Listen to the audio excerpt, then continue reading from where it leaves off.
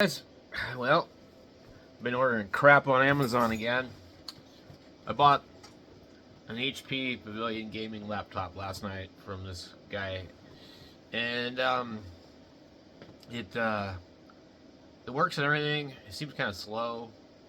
I can't tell if it's just because it doesn't have the right power supply. It didn't take me too long to figure out that the replacement power supply is just the wrong one. You can charge it and all that stuff, but it's a 65 watt or maybe even a 45 watt power supply. And this thing wants a big ass power supply. So it basically wants a 150 watt power supply.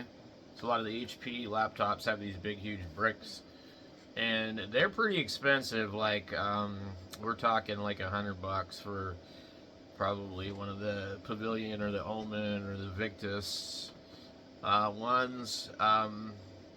Could be anywhere between 150 and 230 watts, which ends up being 7 point something amps up to like 11 amps at 19 volts, which is quite a bit. And there's nothing that I could find locally. I do have a friend that works at a computer place, owns it, whatever. I shot him a message, but I found a couple of different ones on Amazon, and I ordered one that was literally like $7, a 200 watt power supply. Now I know that it had the wrong tip on it, but if you get something like these ones from Walmart, which I originally bought for an HP streaming PC. I don't know if I still have that.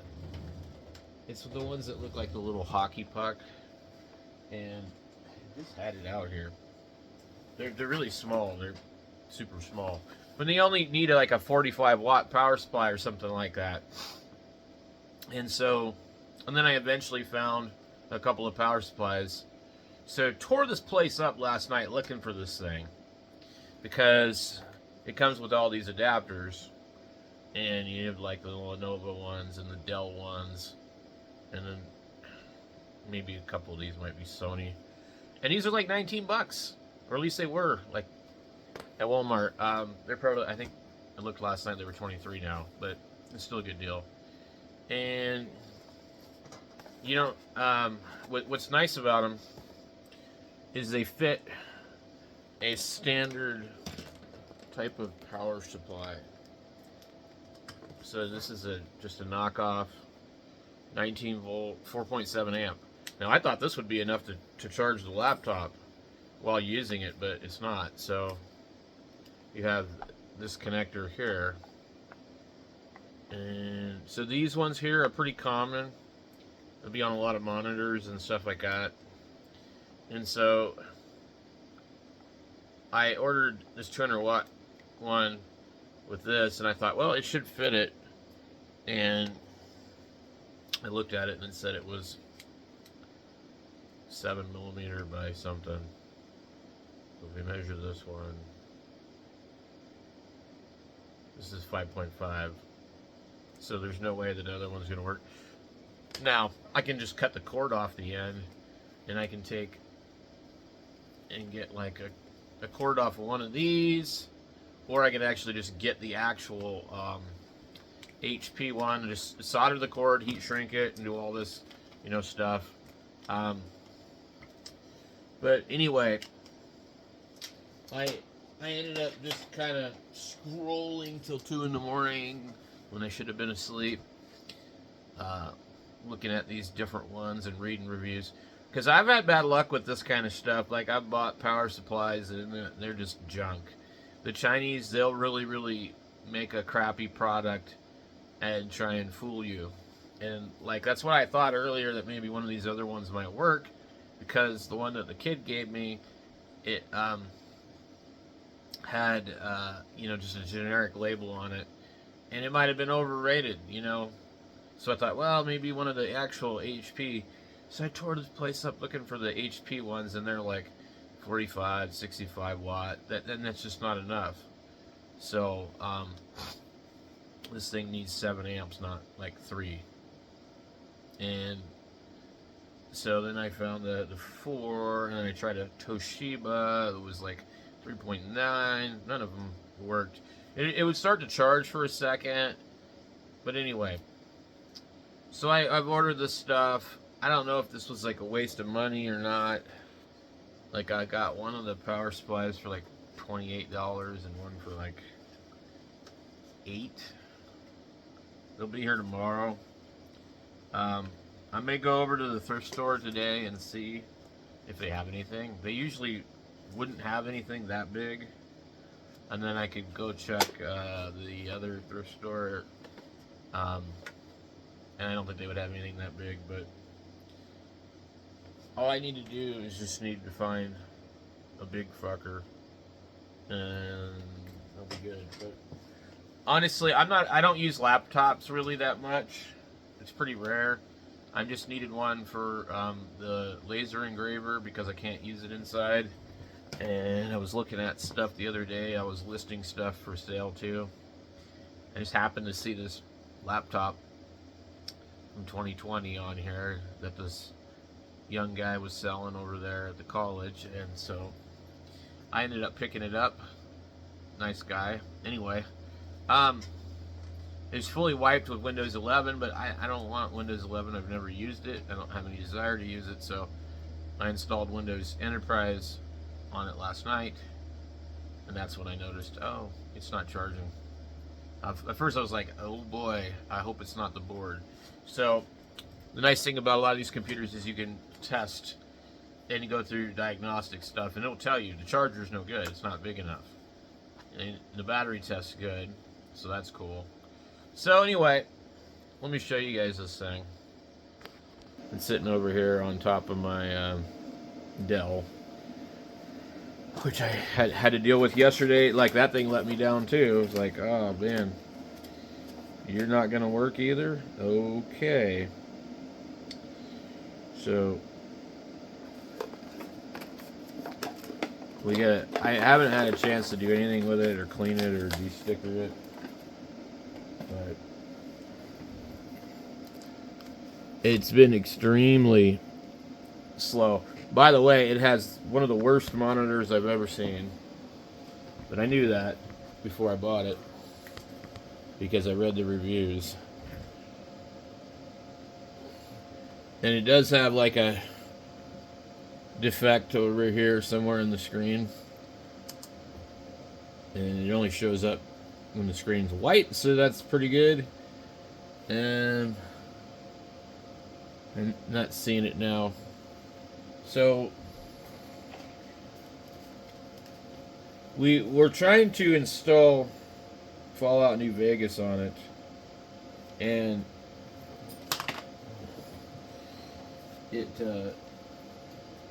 it just took forever. I actually had to cancel it. So it needs more RAM for sure. It's only got 8 gigs of RAM. It's a Ryzen 5. Now, I have never had any luck with AMD at all, but you guys have all been raving about the Ryzen series, and so far I'm going to tell you I'm not impressed. The laptop underneath it is much faster. Now, maybe this reduces performance without a proper power supply. So here we go, we see this. Put that on there. And you see it gets brighter. It's at 89%. It says it's plugged in. And then that will disappear after like maybe 30 seconds. It dims down. What it's doing is it's switching to battery from the wall. If you tried to remove the battery and run this laptop, it would not run. It probably wouldn't even turn on. So, it took forever to unload and extract Cinebench. Like, a long time.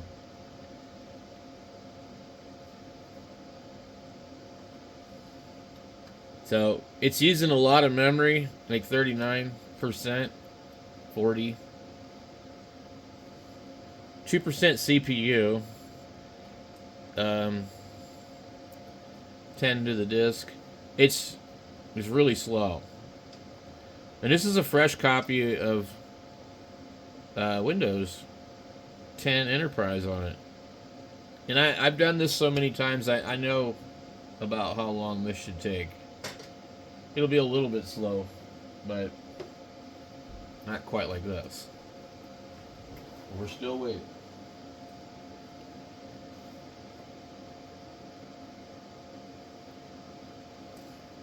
Alright, so. And I'm definitely not going to run it at this point. What I'll do, when you turn the laptop off, it'll charge. You can bring your battery up to 100%.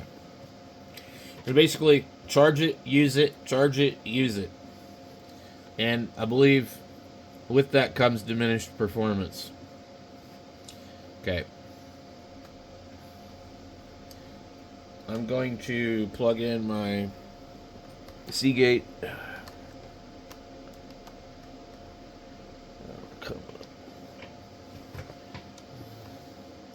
Now, one thing that's nice about this is it does have a lot of stuff that you can plug in, but it has a USB-C that only does data transfer, so people were complaining about that. At first I was like, I'd like to run Cyberpunk on it, but it's a pretty big game. So I think I can install Fallout from here without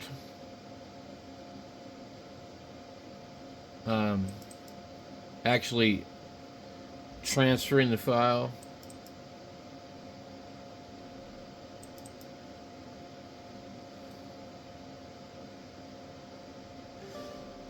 So this will give you a better idea of how slow it is. And it really should be pretty snappy with 6 cores and 12 threads. I don't think that all the drivers are actually here. The NVIDIA GeForce, probably not. We see, like, I don't know. It should have already been popped up the window. 38% memory. I have a HP all-in-one. It's DDR4. I'm hoping maybe that it's got enough extra RAM in it. I can maybe upgrade this one from 8 to like 16 or something. Ideally, I'd like to have like at least 32 in here, but we'll see. So where is this Fallout installer? It's just not even there. Oh boy. So I can tell right now that I don't want to install that. So I'm going to say, I'm going to close that. What I'm going to do, I'm going to want to probably transfer the file onto the hard drive here, because I think I'll get faster speeds. Okay, this updated, so it's not using the graphics card. You see here, it's got an AMD Radeon graphics card. But this has a NVIDIA GeForce GTX. So why it's doing that, I don't know.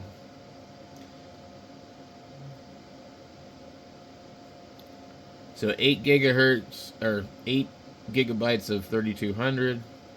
The drive is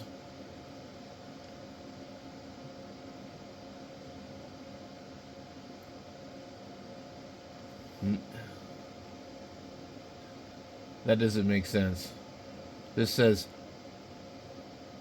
996 gigabytes of 230 gigabytes used.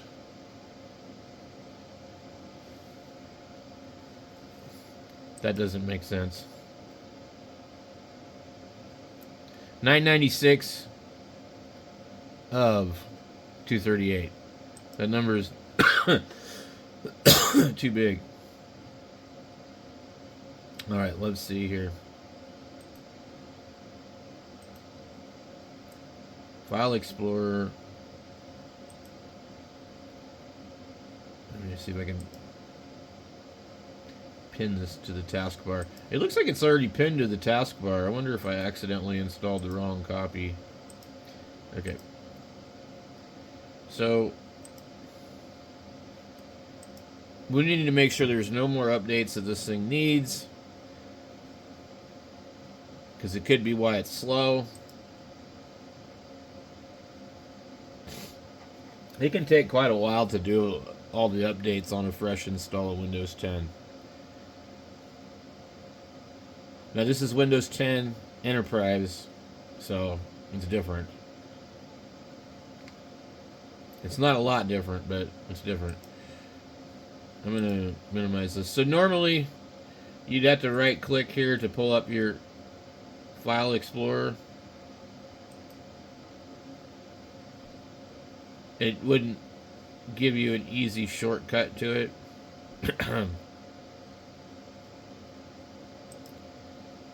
So I want to take a look at the C drive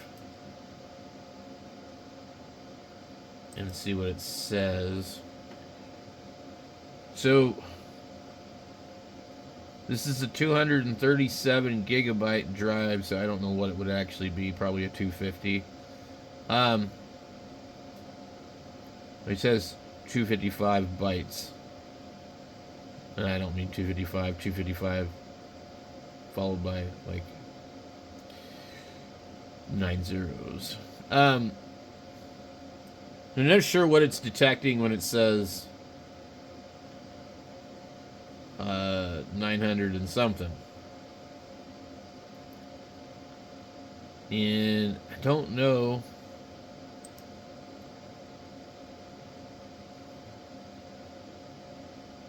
So it looks like it's a Samsung. I wonder if this has a regular drive in it. That would possibly make it kind of slow. I don't know.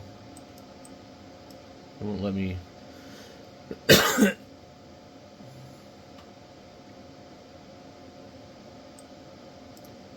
I can't really copy that. Details. Device description. Alright, well, we don't really have an easy way to tell. There's just a couple screws on the bottom of here, and you open it up. And that would be my easiest way to probably figure out what it is. If it doesn't have an SSD, that could be part of the issues, but it doesn't give you, when you're not plugged in,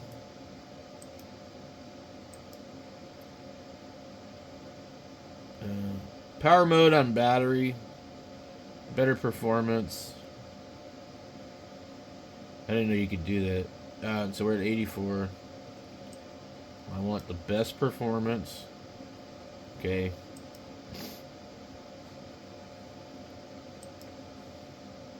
Now,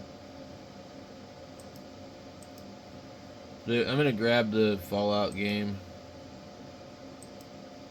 Where's it at? I'm going to copy it. God knows I don't need this on this damn laptop. I'm going to put it in my documents.